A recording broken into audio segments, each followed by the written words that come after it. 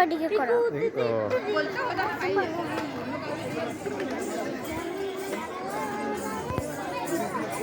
আমার সঙ্গে রয়ে গেছে,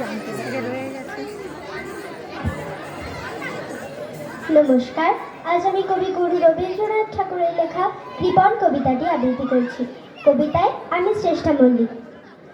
আমি ভিক্ষা করে ফিরতেছিলেন গ্রামীণ পথে পথে, তুমি তখন চলেছিলে তোমার স্বর্ণরথে।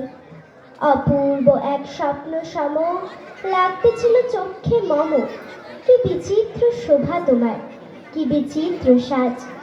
আমি মনে ভাবতেছিলেন এ কোন মহারাজ। আজ শুভক্ষণে রাত পোহালো, ভেবেছিলেন তবে আজ আমার দাঁড়ে দাঁড়ে ফিরতে নাহি হবে। বাহির হতে নাহি হতে কাহার দেখা পেলেন পথে। চলিতে রাত ধন ধান্য ছড়াবে দুই ধারে। মুঠা মুঠা কুড়িয়ে নেব, নেব ভারী ভারী। দেখি সহসা থেমে গেল আমার কাছে এসে। আমার মুখপানে চেয়ে নামলে তুমি হেসে। দেখে মুখের প্রসন্নতা জড়িয়ে গেল সকল ব্যথা। হেন কেন কিসের লাগি তুমি অকস্মাৎ। আমায় কিছু দাও গো বলে বাড়িয়ে দিলে হাত।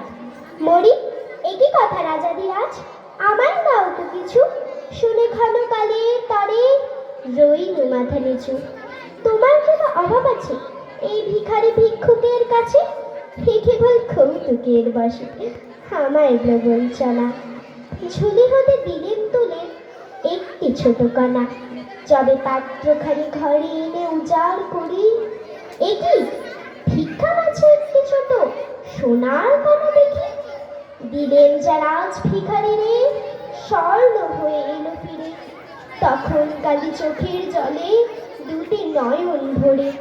তোমায় কেন দিলে আমার সকল শূন্য করে। নমস্কার।